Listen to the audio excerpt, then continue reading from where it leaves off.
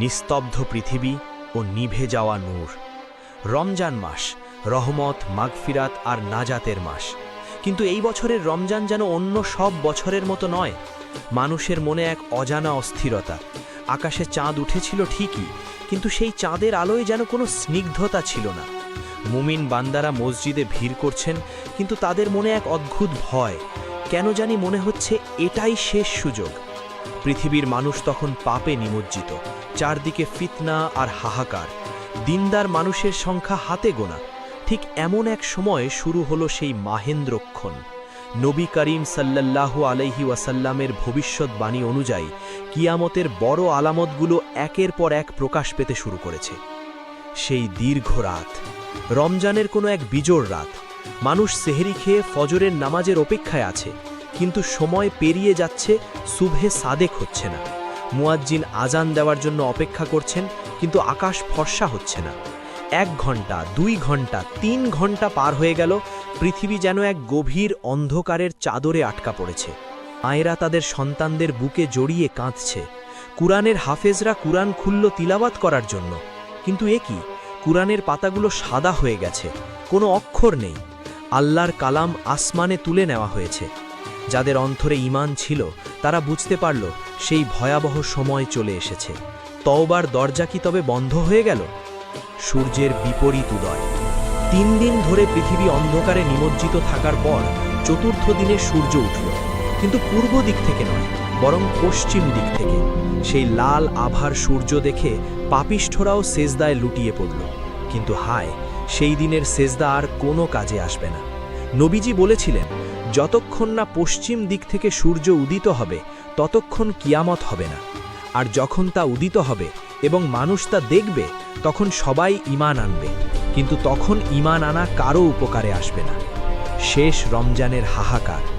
এই রমজানে কোনো ইফতারের আনন্দ নেই, কোনো তারাবির প্রশান্তি নেই, আছে শুধু কান্নার রোল। মসজিদের মিম্বরগুলো আজ শূন্য। মানুষ একে অপরের কাছে গিয়ে মাফ চাচ্ছে, কিন্তু সবার চোখে মুখে শুধু মৃত্যু ভয়। দাজ্জালের আত্মপ্রকাশের আতঙ্ক আর ইয়াজুজ মাজুজের ফিতনার কথা মনে করে মুমিনদের কলিজা ফেটে যাচ্ছে।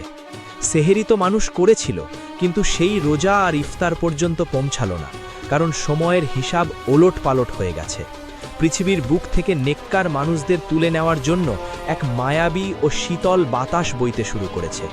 যারা আল্লাহর প্রিয় বান্দা, তারা এই বাতাস স্পর্শ করা মাত্রই শান্তিতে মৃত্যুবরণ করবে, যেন তাদের কিয়ামতের সেই চূড়ান্ত ভয়াবহতা দেখতে না হয়। দাজ্জালের ফিতনা ও আসমানি সাহায্যের প্রতীক্ষা। পশ্চিম দিগন্ত থেকে সূর্য উদিত হওয়ার পর পৃথিবীর নিয়ম পুরোপুরি বদলে গেছে। মানুষের হৃদয়ে তওবার আকুতি থাকলেও আসমানের দরজা তখন বন্ধ। চারদিকে এক অদ্ভুত নিস্তব্ধতা, যেন ঝড়ের আগের শান্তি। রমজানের সেই পবিত্র আবহ বিলীন হয়ে গেছে এক চরম অস্থিরতায়। ঠিক এই সময়ই পৃথিবীর ইতিহাসে সবচেয়ে বড় ফিতনা দাজ্জালের আগমনের পদধ্বনি শোনা গেল। দাজ্জালের আবির্ভাব ও মিথ্যে জান্নাত। পৃথিবীতে তখন চরম দুর্ভিক্ষ। মানুষ এক মুঠো খাবারের জন্য হাহাকার করছে। ঠিক তখনই আত্মপ্রকাশ ঘটল সেই অভিশপ্ত সত্তার।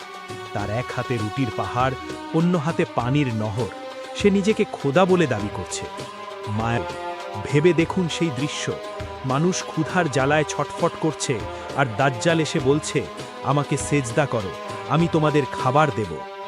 দুর্বল ঈমানদারেরা তার জাদুর মোহে পড়ে ঈমান হারিয়ে ফেলছে। সে যেখানে যাচ্ছে সেখানেই বৃষ্টির ধারা নামিয়ে দিচ্ছে, আর শুকনো জমিন থেকে ফসল ফুরফুরে হয়ে বের হয়ে আসছে। কিন্তু মুমিনরা জানত, তার সেই জান্নাত আসলে জাহান্নাম, আর তার আগুনই আসলে জান্নাত। মুমিনদের একাকিত্ব ও তসবিহ। সেই ভয়াবহ রমজানের দিনগুলোতে মুমিনদের খাবার ছিল না। তাদের খাবার ছিল শুধু সুবহানাল্লাহ, আলহামদুলিল্লাহ আর আল্লাহু আকবার। এই জিকিরই তাদের পেটের ক্ষুধা মিটিয়ে রাখত। দাজ্জাল একে একে মক্কা ও মদিনা বাদে পৃথিবীর সমস্ত শহর দাপিয়ে বেড়াচ্ছে। মুমিনরা পাহাড়ে আর গুহায় আশ্রয় নিয়েছে। মা তার সন্তানকে দাজ্জালের ফিতনা থেকে বাঁচাতে ঘরের খুঁটির সাথে বেঁধে রাখছে, পাছে সে মোহে পড়ে বাইরে চলে না যায়। ঈসা আলাইহিস সালামের অবতরণ। যখন অন্ধকার আর কুফরি শক্তি পুরো পৃথিবীকে গ্রাস করে ফেলল, ঠিক তখন সিরিয়ার দামেস্কের সাদা মিনারে অবতীর্ণ হলেন হজরত ঈসা আলাইহিস সালাম। দুই ফেরেশতার কাঁধে হাত দিয়ে তিনি যখন নামছিলেন, তার চুল থেকে যেন মুক্তোর মতো পানি ঝরছিল। মাহাদি আলাইহিস সালামের নেতৃত্বে তখন মুসলিমরা ফজরের নামাজের প্রস্তুতি নিচ্ছিল। মায়াবী ও গাম্ভীর্যপূর্ণ কণ্ঠে এই দৃশ্যটি ভাবুন। অন্যায়ের কালো মেঘ সরিয়ে সত্যের সূর্য উদিত হল। লুদ নামক স্থানে দাজ্জাল যখন ঈসা আলাইহিস সালামকে দেখবে, তখন সে লবণের মতো গলতে শুরু করবে। অবশেষে ঈসা আলাইহিস সালামের হাতে দাজ্জালের সমাপ্তি ঘটবে। পৃথিবী কি তবে শান্ত হবে? না, এরপর আসছে আরও বড় এক আযাব, ইয়াজুজ মাজুজের প্লাবন। দাজ্জাল বধের পর ঈসা আলাইহিস সালাম যখন মুমিনদের নিয়ে স্বস্তির নিঃশ্বাস ফেলবেন, তখনই আল্লাহ তাআলা ওহী পাঠাবেন, হে ঈসা, আমার এমন এক সৃষ্টি বের হয়েছে যাদের সাথে লড়াই করার ক্ষমতা পারও নেই। তুমি আমার বান্দাদের নিয়ে তুর পাহাড়ে আশ্রয় নাও। প্রাচীর ভেঙে বেরিয়ে আসবে কোটি কোটি ইয়াজুজ মাজুজ। তাদের সংখ্যা এত বেশি যে তারা তাবারিয়া হ্রদের সমস্ত পানি পান করে শেষ করে ফেলবে। তারা যেখানেই যাবে ধ্বংসযজ্ঞ চালাবে। মুমিনরা তুর পাহাড়ে অবরুদ্ধ হয়ে পড়বে।